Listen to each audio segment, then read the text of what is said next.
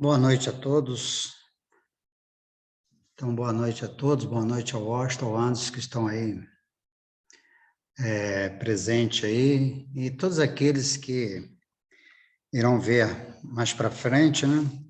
Desejo a todos aí muita luz, muita paz, e que esse estudo que nós fazemos no Centro Espírita Irmã Laura, aqui em Volta Redonda, Rio de Janeiro, possa levar a luz para aqueles que estão precisando, para que vocês iluminem, né? Seja o norte no caminho de vocês, porque é muito interessante, muito gratificante a gente estudar o Evangelho do Cristo na visão da doutrina espírita.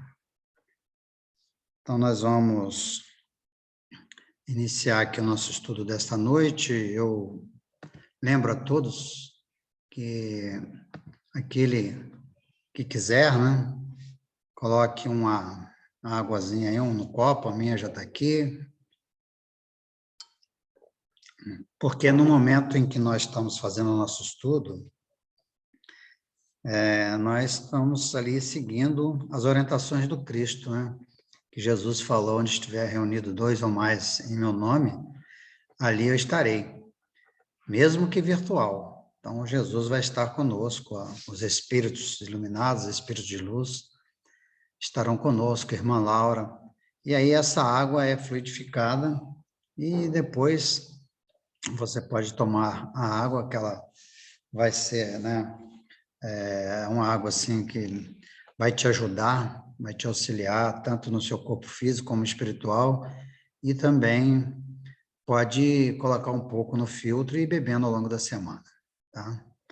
Então, nós vamos iniciar. Hoje o tema ele é muito interessante, né? Chama Estranha Moral. É um capítulo que Kardec colocou no Evangelho segundo o Espiritismo, e é muito interessante, né? São coisas que a gente não questiona, né? Às vezes, ouve e as pessoas falam, a gente acaba não buscando uma forma diferente de ver, às vezes um posicionamento estranho no Evangelho, né? Que a gente vai ver, né? Por isso o nome Estranha Moral. Aí a gente vai fazer, então, a nossa página de abertura, depois a prece, e aí, então, damos início ao estudo da noite.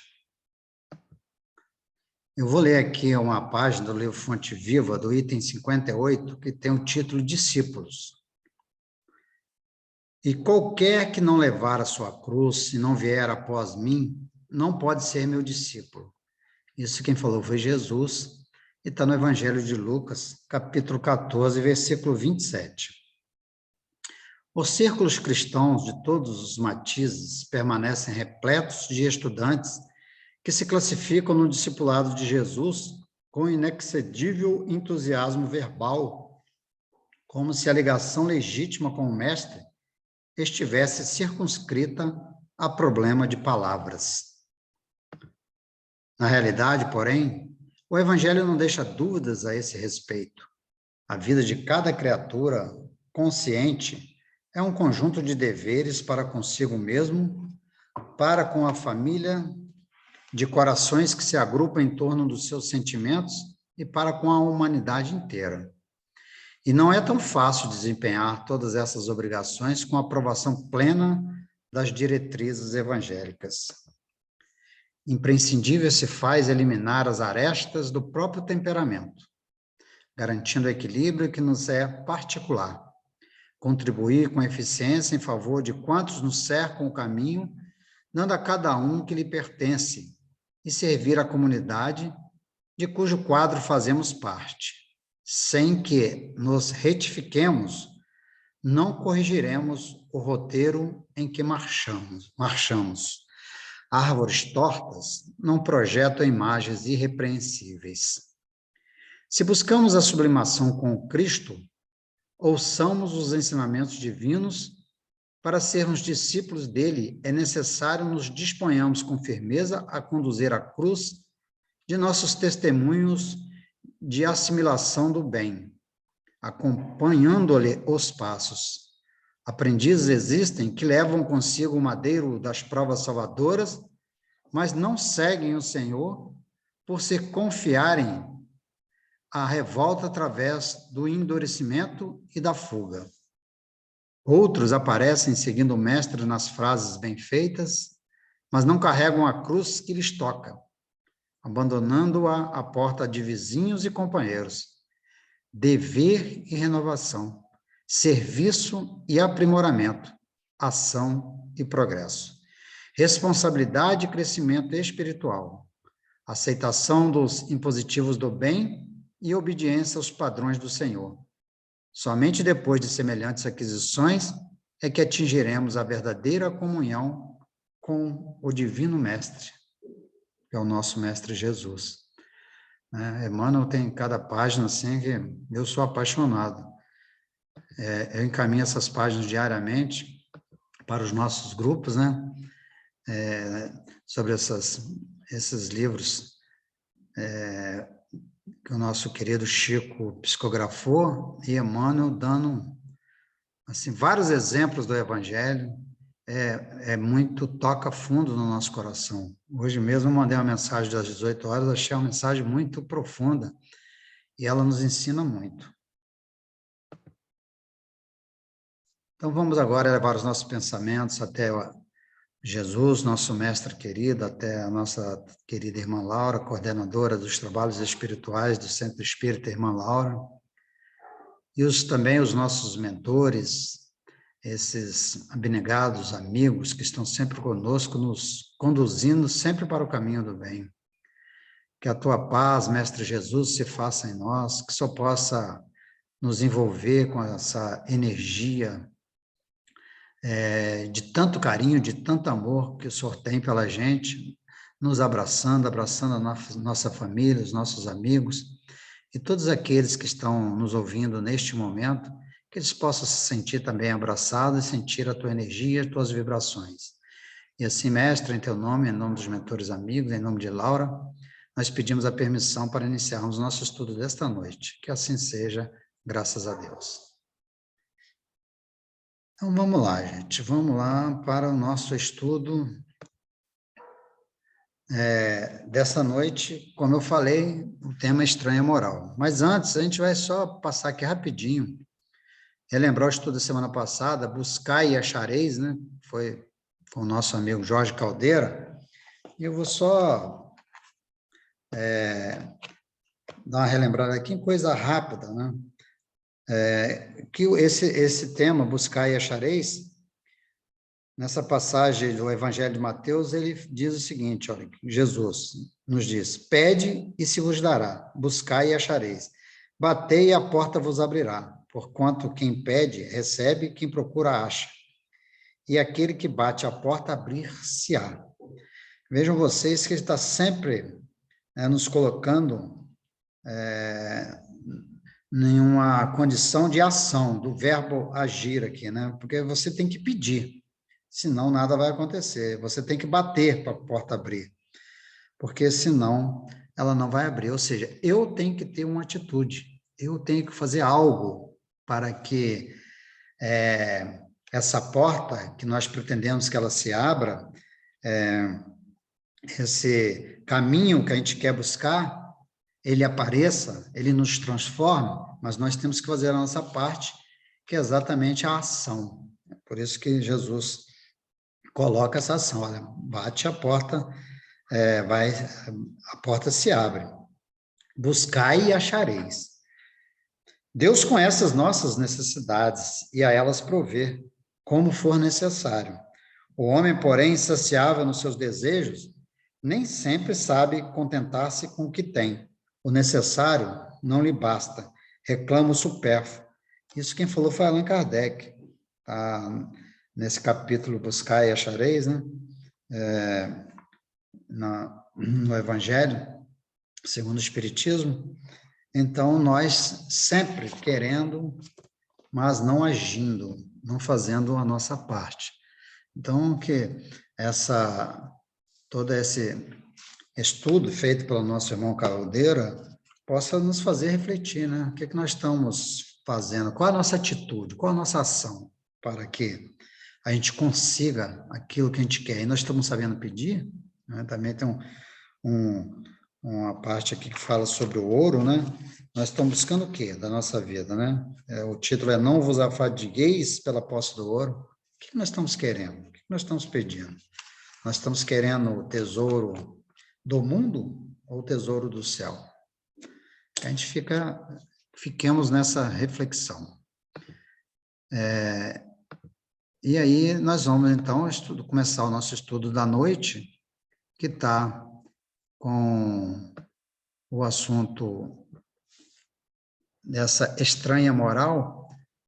São aquelas passagens bíblicas que Kardec escolheu algumas, tem outras, né? Mas Kardec escolheu algumas. Aqui hoje a gente vai falar de duas, semana que vem vamos falar de mais duas, para que os espíritos e também Kardec, né, com a orientação dos espíritos, pudesse fazer essa análise e nos auxiliar, porque, como eu disse, às vezes a gente fica achando estranho determinados posicionamentos que tem no Evangelho, dizendo que Jesus nos falou isso. Vamos fazer essa análise, vamos fazer esse estudo, por isso o nome Estranha Moral, né?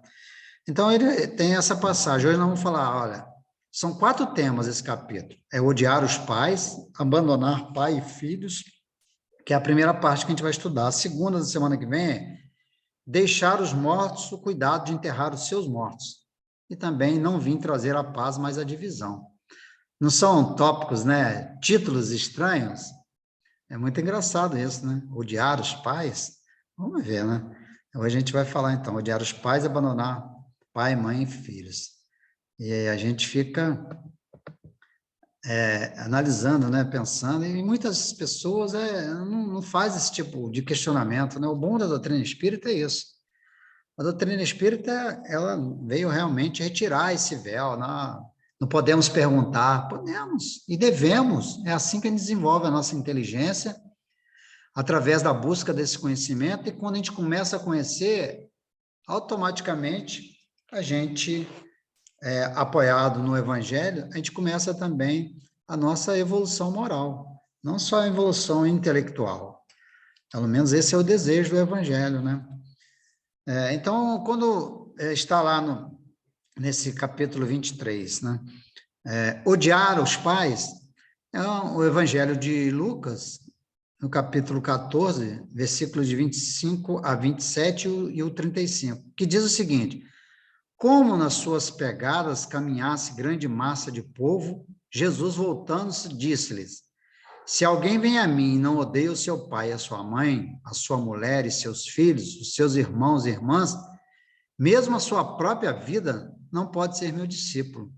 E quem quer que não carregue a sua cruz e me siga, não pode ser meu discípulo. Assim, aquele dentre vós que não renunciar a tudo o que tem, não pode ser discípulo. Olha só, né? Como Jesus que prega honrar pai e mãe, perdoar aos inimigos, aí é colocado nessa tradução, né? Do Evangelho, é colocado que a gente tem que odiar os nossos pais. Mas olha, interessante, quando começa o início da frase aqui, dessa passagem de Lucas, de como nas suas pegadas caminhasse grande massa de povo, ou seja, então era uma multidão que caminhava, e dentre aquelas que estariam, ou poderiam estar em sintonia com Jesus, que ia entender esses ensinamentos e a ser tocado com esses ensinamentos. Então, mas a gente tem que, por isso que os discípulos, às vezes, faziam muitas perguntas, eles não estavam preparados, e Jesus usava muito as parábolas exatamente para poder encontrar uma maneira mais simples de explicar esses seus seguidores, né, os seus discípulos e todas aquelas pessoas que ali estavam. Mas nós vamos entender isso melhor, né? Aí tem a mesma passagem de Mateus, que está no capítulo 10, versículo 37, diz o seguinte: aquele que ama a seu pai ou a sua mãe mais do que a mim, de mim não é digno. Aquele que ama o seu filho ou a sua filha mais do que a mim, de mim não é digno. Olha só, já está diferente aqui, não dá? Lucas colocou odeia, né? O verbo odiar. E aqui já, Mateus já coloca não amar na mesma condição, né? Ou seja, se ama mais ao seu pai, à sua mãe, mais do que a mim, então já está diferente. E eu procurei nos outros evangelhos, né?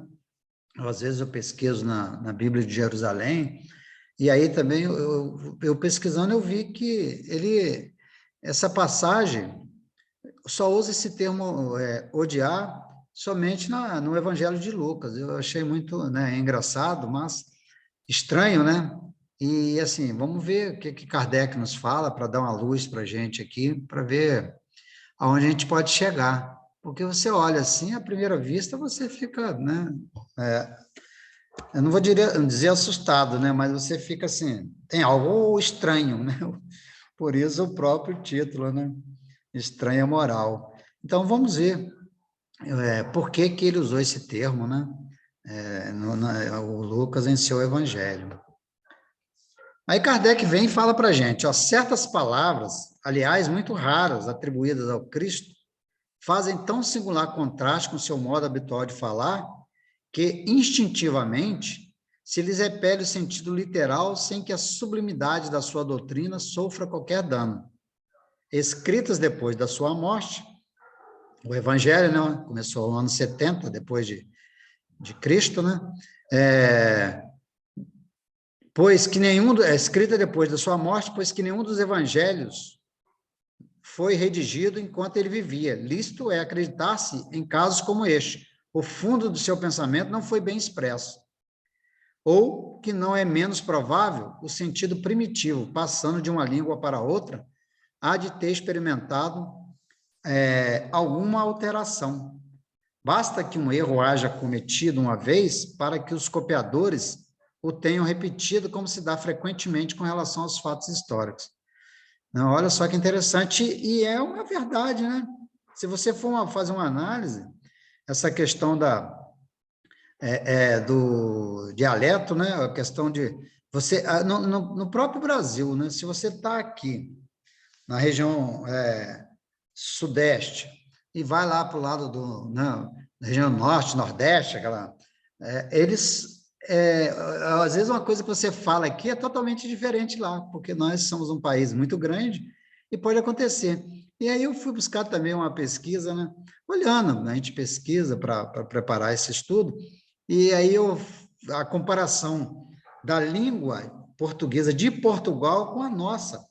Tem coisas lá que eles falam que para a gente aqui tem outra conotação totalmente diferente. E se a gente não souber, né, não estudar essas expressões linguísticas, a gente acaba cometendo gafes, né? Você viaja para um país desse aí, você vai usar uma expressão dessa, você vai achar que a pessoa está até te sendo mal educado, te xingando, e às vezes é um elogio. É muito interessante isso. Então, pode ser, né, que o entendimento do que foi dito na época que Lucas escreveu o Evangelho, quando ele usou essa expressão odiar, era diferente do que nós hoje entendemos. O termo odiar, nessa frase de São Lucas, continua Kardec. Se alguém vem a mim e não odeia o seu pai e a sua mãe, está compreendido nessa hipótese, né? Pode ser que seja isso. Essa que nós acabamos de falar, depende da época, do lugar, da região. A ninguém acudirá atribuí-la a Jesus, com certeza. Jesus não foi essa expressão conforme nós estamos entendendo. E o mais interessante é o que eu falei, às vezes a gente lê isso na Bíblia, né? E não questiona, leva ali, às vezes, aquela análise sem profundidade e às vezes ignora, fala, essa parte, né? Essa parte não interessa, essa parte não é agora, a gente pula, ou tem uma explicação, às vezes, até esdrúxula, né? Com todo respeito, aqui não tem ninguém está fazendo juízo de outras religiões, não é isso. Eu estou dizendo que acontece, né? Até dentro do Espiritismo também tem gente com opiniões totalmente diferentes, é questão pessoal, né? Cada um no seu tempo. Então, a ninguém será então supérfluo discuti-la, ainda menos tentar justificá-la. Importaria primeiro saber se ele a pronunciou e, em caso afirmativo, se na língua em que exprimia a palavra em questão tinha o mesmo valor que na nossa. Nessa passagem de São João, aquele que odeia sua vida neste mundo a conserva para a vida eterna. É indubitável que ela não exprime a ideia que lhe atribuímos. Olha, Kardec aqui ele falou que tem uma passagem também em São João, né? Então deve ser outro trecho que eu pesquisei, não consegui ver, mas aqui está dizendo, né? Aquele teve essa expressão na passagem também do evangelista João, né? A língua hebraica, né? Continua Kardec falando, a língua hebraica não era, quer dizer, Kardec, aqui era uma observação, né? A língua hebraica não era rica e continha muitas palavras com várias significações. Tal, por exemplo, que no Gênesis designa as fases da criação, servia simultaneamente para exprimir um período qualquer de tempo e a revolução diurna. Daí, mais tarde, a sua tradução pelo termo dia e crença de que o mundo foi obra de 6 vezes 24 horas, 6 dias, né? Tal também a palavra com que se designava um camelo e um cabo, é outra também, né? Outra passagem que a gente acha assim estranha, né? Uma vez que os cabos eram feitos de pelos de camelo, daí o haverem traduzidos pelo termo na alegria do buraco de uma agulha. Então, vejam vocês, e aí acabam essas traduções, porque a gente sabe que Jesus ele falava em aramaico, e também conhecia a língua hebraica. E depois de todas essas traduções, passando para a Bíblia, para o latim, né, os evangelhos para o latim, depois para o inglês, e até chegar até a nós, né, o português, então você imagina, passou por várias pessoas. Então é bem racional a gente fazer uma análise, e olha, se alguém errou na tradução aí, a gente sabe, a língua portuguesa, por exemplo, ela tem, às vezes uma palavra tem vários sinônimos, e você vai ter que colocá-los de acordo com o contexto. Não pode ficar só naquele texto, mas tem que ver o contexto da frase para você usar. Então, às vezes, numa tradução dessa, pode ter cometido esse erro de interpretação, e aí as pessoas vão seguindo e se questionam, não perguntam. Mas a doutrina espírita vem mostrando para a gente destrinchando isso daí de forma muito inteligente, muito bacana.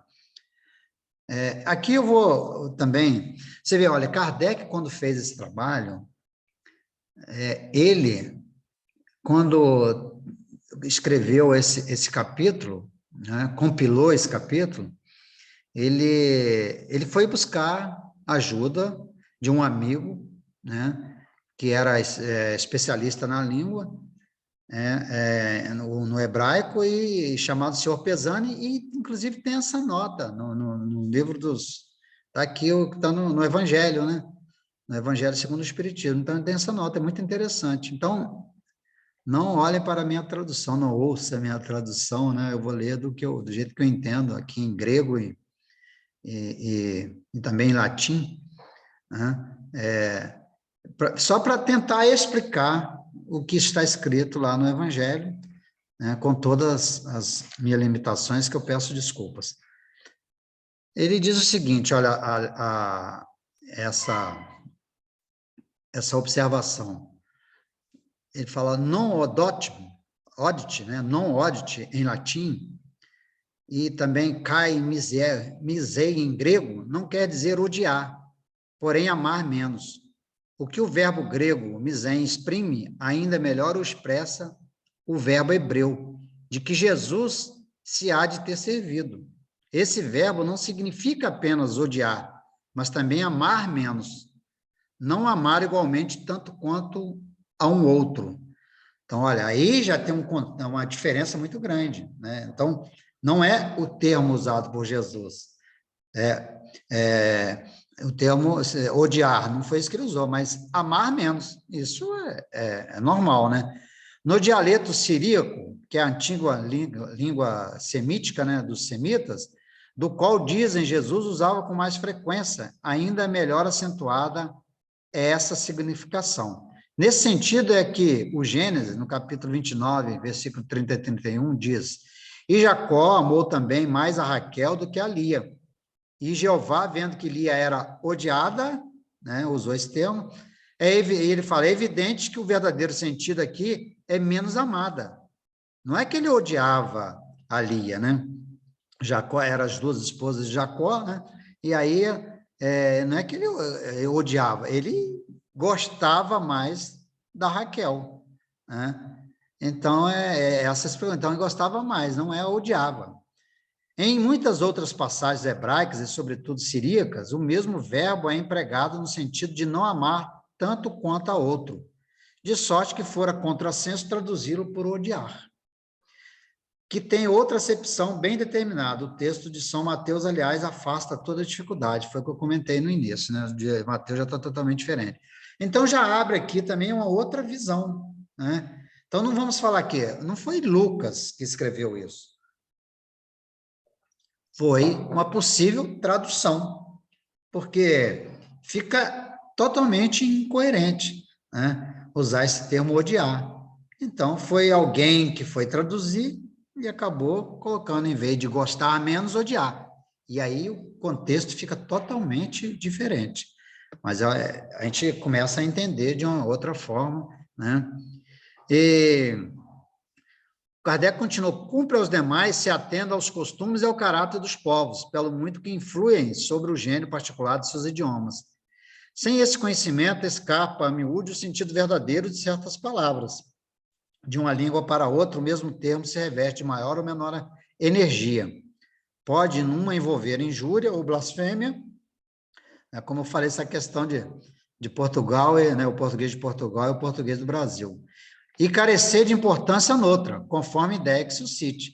Na mesma língua, algumas palavras perdem seu valor com o correr dos séculos. Por isso é que uma tradução rigorosamente literal nem sempre exprime perfeitamente o pensamento, e que para manter a exatidão se tem às vezes de empregar não termos correspondentes, mas outros equivalentes.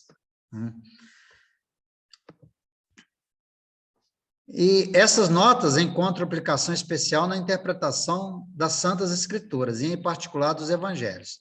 Se não tiver em conta o meio em que Jesus vivia, fica-se exposto a equívocos sobre o valor de certas expressões e de certos fatos, em consequência do hábito em que se está de assimilar os outros a si próprio. Em todo caso, cumpre despojar o termo, odiar de sua acepção moderna como contrária ao espírito do ensino de Jesus. Então, essa explicação fica claro para a gente que não foi uma expressão usada por Jesus, né? Como eu disse, que prega o amor, honrar pai e mãe, né? Amar os amigos e os inimigos. Então, não condiz com os ensinamentos do Cristo.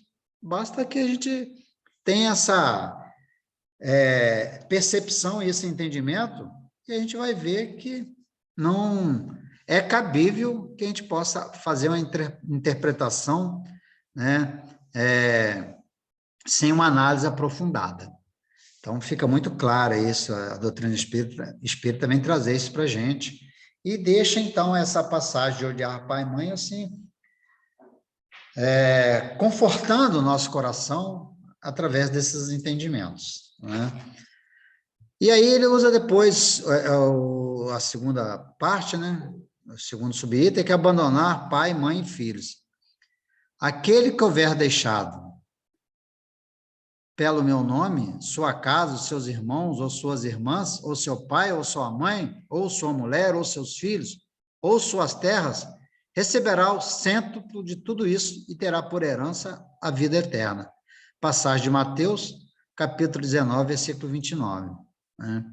Aí a gente vamos ver, vamos fazer uma análise, né? Aquele que houver deixado pelo meu nome, sua casa, seus irmãos ou suas irmãs, ou seu pai, ou sua mãe, ou seus filhos, ou suas terras, receberá o cêntuplo de tudo isso e terá por herança a vida eterna. Então, será que é isso mesmo, né? Como que a gente vai deixar a nossa família? Aí vem, na passagem de Lucas também, fala assim, então disse-lhe Pedro, contra nós, vês que tudo deixamos e te seguimos. E Jesus lhe observou, digo-vos em verdade, que ninguém deixará pelo reino de Deus sua casa, ou seu pai, ou sua mãe, ou seus irmãos, ou sua mulher, ou seus filhos. que não recebam, já neste mundo, muito mais e no século vindouro, a vida eterna, né? Então, essas pessoas que deixar, aqui está também na passagem de Lucas, que deixar seu pai, sua mãe, seus irmãos, vai receber muito mais na vida eterna.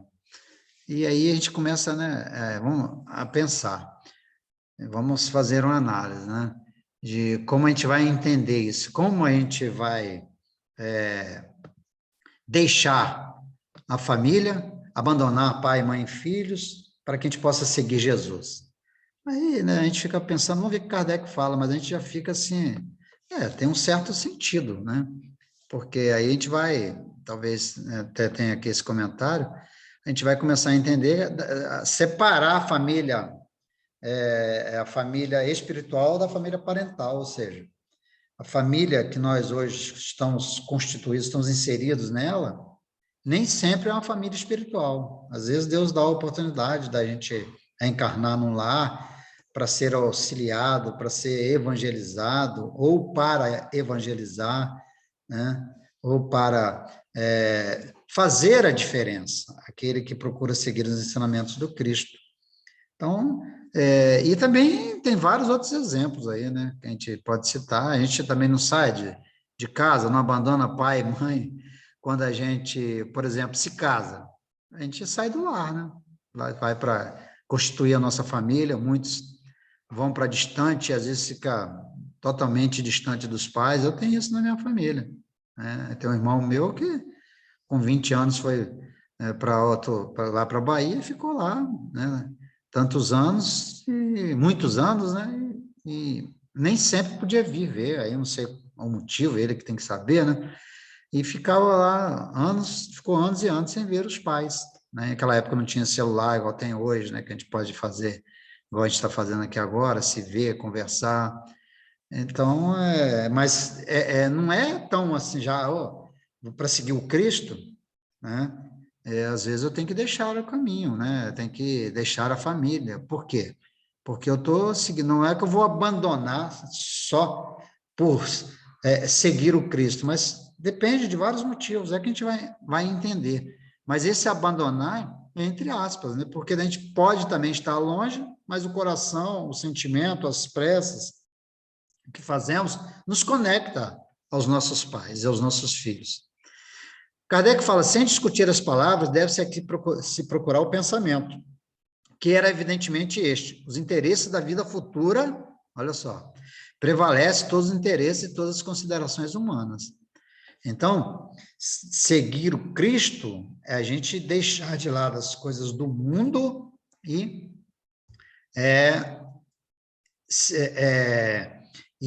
pensar como um espírito imortal que somos. Se a gente pensar como um espírito que só tem uma vida, né, e não só pensar na imortalidade, mas também na evolução através da reencarnação, né, na pluralidade das existências. E se a gente pensa como um espírito imortal, a gente vai entender que isso aí é para o futuro, não é aqui nesse mundo, né? Então, é o interesse pela vida futura, porque esse pensamento está de acordo com a substância da doutrina de Jesus, ao passo que a ideia de uma renunciação à família seria a negação dessa doutrina. Então, eu não vou estar renunciando à minha família, abandonando minha família. Nossos entes queridos, por mais difícil que seja, né, porque nós também somos, a gente vai sempre encontrar, sempre vai estar no nosso coração aquelas pessoas que nós amamos, e até aqueles que às vezes a gente não tem tanta sintonia, mas quando, por exemplo, acontece um problema com um irmão que a gente não tem muita sintonia, como fala na linguagem popular, muito fechamento, e aí a gente está, pelo menos grande parte das pessoas está lá, se prontifica para auxiliar naquele momento difícil. Quando Kardec continuou aqui, não temos, aliás, sob o ponto de vista de aplicação dessas máximas no sacrifício dos interesses das afeições de famílias ao da pátria, é o exemplo que eu falei, né, que a gente abandona para o casamento. Ele está falando, precisa servir a pátria também, né? Às vezes a pessoa vai viajar o mundo aí e deixa a família, né? Não fica do lado da família. Censura-se, porventura, aquele que deixa seu pai, sua mãe, seus irmãos, sua mulher, seus filhos para marchar em defesa de seu país? Não se lhe reconhece, ao contrário, o grande mérito em arrancar-se as doçuras do lar doméstico, aos liames da amizade para cumprir um dever? É que então há deveres que sobrelevam aos outros deveres. Não impõe a lei, filha, a obrigação de deixar os pais para acompanhar o esposo, que eu acabei de comentar, né? Formigam no mundo todos os casos que são necessárias as mais penosas separações. Nem por isso, entretanto, as afeições se rompem, que eu falei também, né? Nem por isso a gente vai deixar de ficar pensando na família, de amar a família. O afastamento não diminui o respeito, nem a solicitude do filho para com os pais, nem a ternura destes para com aqueles.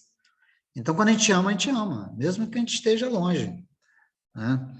E continua Kardec, vê-se, portanto, que é o mesmo que, mesmo tomados ao pé da letra, executado o termo odiar, aquelas palavras não seriam a negação do mandamento que prescreve ao homem honrar seu pai e sua mãe, nem do afeto paternal. Com mais forte razão, não seriam se tomadas segundo o Espírito. Tinham elas, por fim, mostrar mediante uma hipérbole, né, ou seja, um exagero, a expressão às vezes era usada, né, de uma forma exagerada, uma hipérbole, qual imperioso é para a criatura o dever de ocupar-se com a vida futura. Aliás, pouco chocantes haviam de ser para um povo que numa época em que, como consequência dos costumes, os laços de família eram menos fortes do que no seio de uma civilização moral mais avançada. Então, os laços familiares naquela época não eram tão fortes, né? Como às vezes é hoje, né? Não estamos falando aí de todas as famílias, mas hoje, na condição que nós nos encontramos, a gente se deixar, né?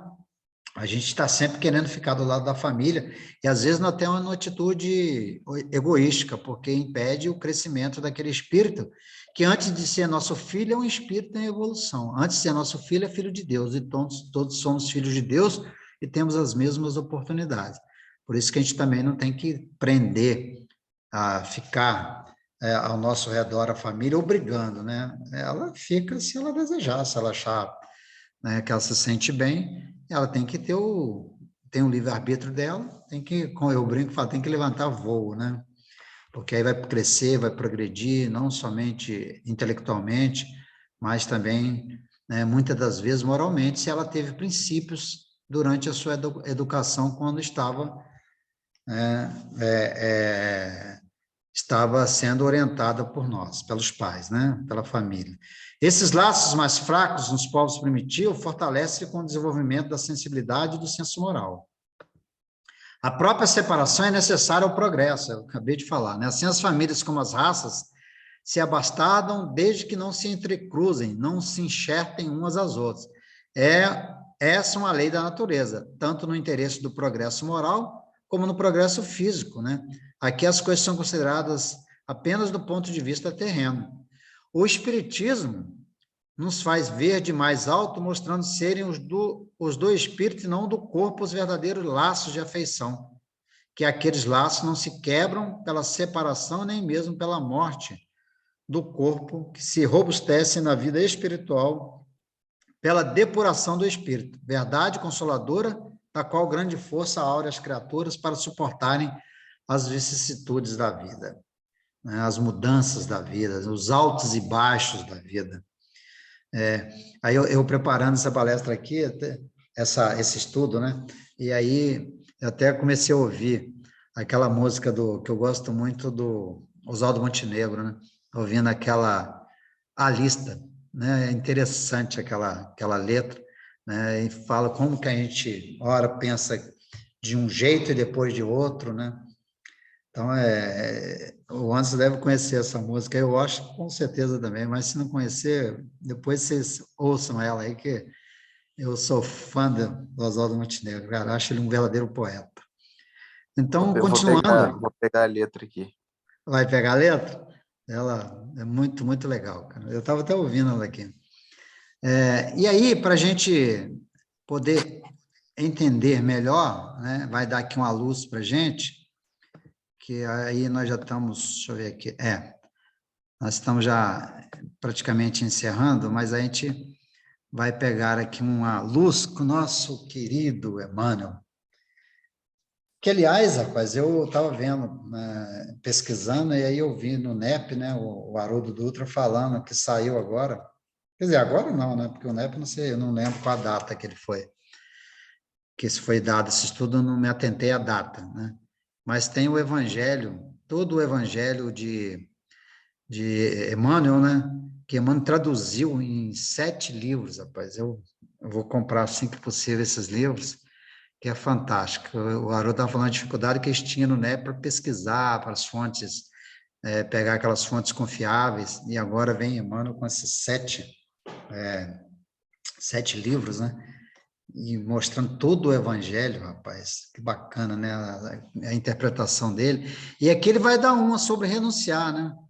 Ele diz o seguinte, olha: e todo aquele que tiver deixado casas, irmãos, irmãs, pai, mãe, mulher, filhos ou terras, por amor no seu nome, receberá 100 vezes tanto e herdará a vida eterna. Na passagem que ele cita aqui, né? Quando Jesus fala, está no Evangelho de Mateus, capítulo 19, versículo 29. Aí ele fala o seguinte: neste versículo do Evangelho de Mateus, o Mestre Divino nos induz ao dever de renunciar aos bens do mundo para alcançar a vida eterna. Olha só, Jesus nos induz, né, através dessas expressões, quando bem entendidas, a gente renunciar aos bens do mundo para alcançar a vida eterna. Há necessidade, proclama o Messias, de abandonar pai e mãe, mulher e irmãos no mundo. No entanto, é necessário esclarecer como renunciar. Olha só que interessante. Jesus explica que o êxito pertencerá aos que assim procederem, por amor de seu nome. À primeira vista, o alvitre divino parece contrassenso. Como olvidar os sagrados deveres da existência, né? Como esquecer esses sagrados deveres da existência, se o Cristo veio até nós para santificá-los? Os discípulos precipitados não souberam atingir o sentido do texto nos tempos mais antigos. Numerosos irmãos de ideal recolheram-se à sombra do claustro, esquecendo obrigações superiores e inadiáveis. Essa passagem está no livro Caminho, Verdade e Vida, no item 154, mensagem 154. Fácil, porém, reconhecer como Cristo renunciou. Aos companheiros que o abandonaram, olha Jesus como se renuncia, né? A orientação que ele nos dá. Aos companheiros que o abandonaram, aparece glorioso na ressurreição. Foi abandonado pelos companheiros e lá, quando, né, veio através da ressurreição, a gente sabe que aí veio o seu, né, perispírito e, então, acolheu aqueles que o tinham abandonados. Não obstante as hesitações dos amigos, divide com eles o cenáculo, os júbilos eternos. Aos homens ingratos que o crucificaram, oferece sublime roteiro de salvação com o evangelho e nunca se descuidou um minuto das criaturas.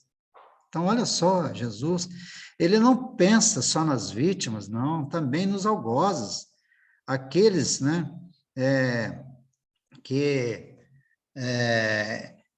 que o crucificaram, ele pensa nele, seu amor, né, do nosso mestre querido.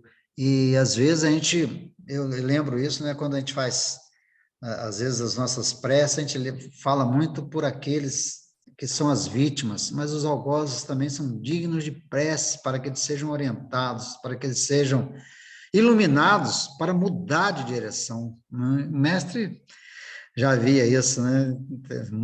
Com certeza, né? Por isso é nosso governador espiritual. Observemos, portanto, o que representa renunciar por amor ao Cristo. É perder as esperanças da terra, conquistando as do céu. Se os pais são incompreensíveis, olha só, se a companheira é ingrata, se os irmãos parecem cruéis, é preciso renunciar à alegria de tê-los melhores ou perfeitos. Não queiramos que ele seja conforme nós desejamos, cada um no seu momento, unindo-nos ainda mais a eles todos, a fim de trabalhar no aperfeiçoamento com Jesus. Acaso não encontras compreensão no lar? Os amigos e irmãos são indiferentes e rudes? Permanece ao lado deles, mesmo assim, esperando para mais tarde o júbilo de encontrar os que te afinam perfeitamente contigo. Somente deste modo renunciará aos teus, fazendo-lhes todo o bem, por dedicação ao Mestre, e somente com semelhante renúncia alcançará a vida eterna. Olha só, né? Olha só que fantástico esse ensinamento de Emmanuel, né? Trazendo para a gente que, por mais difícil que seja a vida, a gente não pode se isolar, não pode achar que somos melhores. Nós temos um objetivo, nós temos uma função. Se estamos aqui tendo a oportunidade de conhecer o Evangelho do Cristo, é para que a gente realmente se transforme, para que a gente se torne outra pessoa, mesmo que caiamos várias vezes. A gente tropeça nas nossas dificuldades, nas nossas imperfeições, mas tem que voltar e continuar a caminhada. Voltar é no sentido de fazer uma análise, né? Como que eu posso evitar esse erro? E levar para esses nossos, essas pessoas da nossa família, né, nossos entes queridos, o que a gente conseguiu, o que a gente puder. Porque sabemos que é difícil, se a gente tem algo, né, uma indiferença diante de uma família, um atrito, a gente sabe como é difícil, mas a gente tem que seguir os ensinamentos do Mestre e aprender a perdoar, né? Orar, fazer as nossas preces, nossas orações por ele, para que ele siga um caminho diferente. Então, essa é a renúncia do Cristo, né? E é a que nós devemos seguir. Então, vejam vocês que é muito interessante, né, esse estudo que a gente faz do Evangelho segundo o Espiritismo, que nos abre, né, assim, um caminho fantástico, uma luz para a gente ter uma outra visão totalmente diferente e, no final, sempre no sentido de amar o nosso próximo, né? Primeiro amar a Deus e amar o nosso próximo. É o fora da caridade nossa salvação. E a caridade começa tendo, a gente tendo por nós mesmos. Também não sermos tão exigentes conosco, somos imperfeitos, ficarmos aí nos cobrando, às vezes coisas que a gente ainda não aprendeu, ainda não consegue, mas aos poucos a gente vai conseguindo. E depois usá-las também, essa condição dessa caridade, para com o próximo, sempre que possível, porque ainda somos imperfeitos. Então, gente, era isso que eu tinha que passar para vocês essa noite. Eu espero que tenha realmente aí aproximado da tua mente, do teu coração, tenha sensibilizado os que estão aqui conosco nesse momento e aqueles que irão nos ver e nos ouvir posteriormente. Aí agora eu deixo a palavra aí com vocês. Muito obrigado, João. Uma pergunta, semana que vem você está de volta, né? Estou de volta, se Deus quiser. É a segunda parte, Beleza. né? Não, tranquilo. Vamos lá. Eu anotei duas coisas aqui, né? Uma mais ligada aí ao final. Esse texto aí do Caminho, Verdade e Vida é bem legal, né? Bem E bacana, é aquilo que você lindo. falou, é difícil? Sim, né? Com certeza é difícil. Mas agora, por que que é difícil, né? E por que que somos colocados diante dessa dificuldade? Eu acho que essa é uma pergunta que a gente sempre tem que se fazer. Difícil a gente sabe que é, né? O convívio em família, ou com os nossos colegas no centro ou no trabalho, né? Sempre tem algum núcleo aí, ou alguns núcleos na nossa vida em que é difícil. Agora, por que é difícil? Porque ali a gente está tendo conflito de imperfeições e diferenças, né? E muitas vezes a gente tem dificuldade de respeitar as diferenças entre um e outro, né? A gente confunde a, a, a diferença de opinião com inimizade, né? Beijo, já vou falar com você, pai. A gente confunde diferença de opinião com inimizade. Uma coisa não tem nada a ver com a outra. A gente pode muito bem discordar e continuar se amando, sendo amigo, né? Aliás, graças a Deus, se tem duas pessoas com quem eu tenho liberdade de ter isso, é justamente com você e com o Washington, né? São pessoas com quem eu não tenho a obrigação de concordar nunca, mas fico muito feliz quando concordo e também fico feliz quando a gente discorda, porque a gente sabe que não tem problema nenhum nisso. Então, esse é um ponto. É difícil porque a gente tem essa dificuldade. E agora, por que que a gente é colocado diante dessas dificuldades? Porque a gente precisa aprender mesmo, né? Então, a vida coloca a gente nessas situações justamente para que a gente enfrente as dificuldades. Não é para ser fácil mesmo, não, né? É para ser difícil. Então, esse é um ponto que eu queria trazer. Agora, em relação à estrutura do estudo e a importância, né, desse estudo em específico, primeiro, esses esclarecimentos são bons da gente trazer, né, para mostrar que tudo no ensino do Cristo é concordância com a lei de amor, então não tem espaço para ódio de maneira nenhuma, é só a gente estudar com boa vontade, né, e ter os bons professores. E em relação ao Kardec, você vê a importância que a gente do Evangelho segundo o Espiritismo e de toda a codificação ter acontecido na época em que aconteceu. Porque no final do século XIX, você já tinha o pensamento científico, metodologia científica, uma academia de ciências, né, toda formulada já, né? Então, se a gente for... Até mandei de presente para um amigo meu um tempo atrás o livro dos Espíritos. E é um amigo meu que estudou, ele fez economia na FRJ, então ele estudou livros ali do final do século XIX. E ele falou para mim, ele falou assim, olha, isso é impressionante, a semelhança da metodologia desse livro que você me deu de presente com alguns autores, né, tipo Ricardo, Adam Smith, né, esses caras ali, o Adam Smith é um pouco mais antigo, mas esse pessoal ali do século XIX, como que eles escreviam de forma parecida com Kardec. Se o Kardec tivesse vindo 300, 400 anos antes, isso seria impossível, né? Não teria como ser tão direto, tão esclarecedor, tão científico nas análises dele. Então a gente vê que o Consolador Prometido veio no momento certinho para que a gente tivesse o ensino dos Espíritos sendo trazido para a gente de uma forma muito direta, né? Decodificando as parábolas que atravessaram milênios até chegar até a gente, né? Essa foi a grande função ali do Kardec. E isso é maravilhoso, né? Isso aí, Anderson. Só lembrando aqui, ontem eu dei uma palestra lá no GAEB, né? E aí, rapaz, eu preparei essa palestra, então coincide muito com isso que você falou, de que, por quê, né?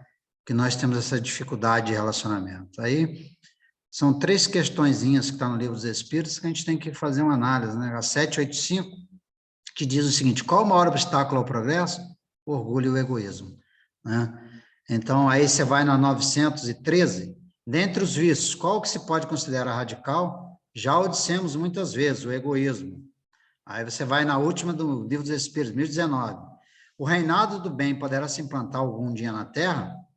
Aí está lá, o bem reinará na Terra quando entre os espíritos que vêm habitar, os bons predominarem. E é que, pelo progresso moral e pela prática das leis de Deus, que o homem atrairá para a terra os espíritos bons e dela afastará os maus. Estes, porém, só a deixarão quando o homem tiver banido daí o orgulho e o egoísmo. Então, por isso que a gente tem essa dificuldade, né? Porque ainda sobressai o orgulho e o egoísmo, né? Tem essa dificuldade de se relacionar, né? Isso aí, meu amigo. Vamos lá, Washington.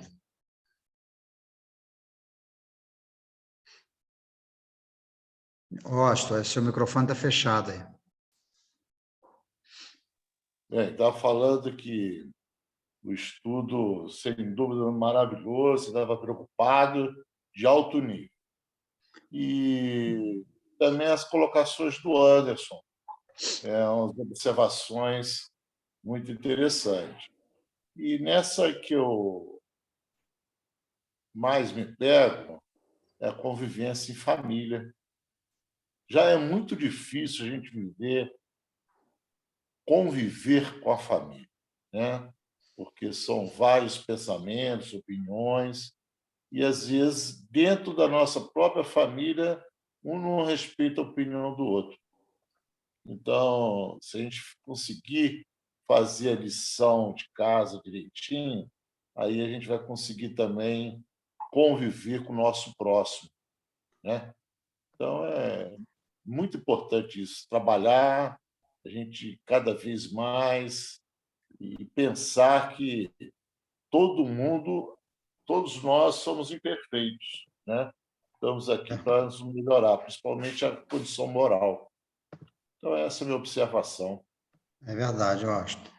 É isso aí, meu amigo. Viver em família não é fácil, né? Eu estou procurando aqui, deixa eu ver se eu acho.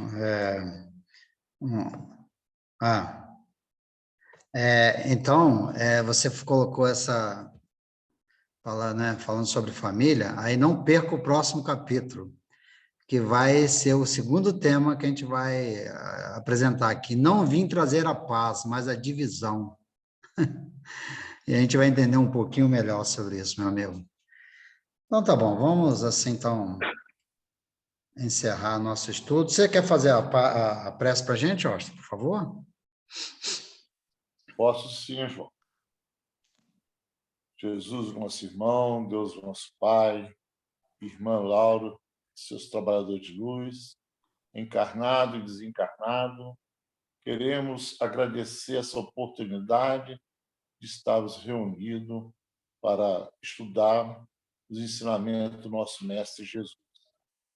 E que possamos fazer uma reflexão dos estudos de hoje e colocarmos em prática, porque nosso conhecimento, já temos até uns bons conhecimentos, mas praticar, nós estamos praticando muito pouco.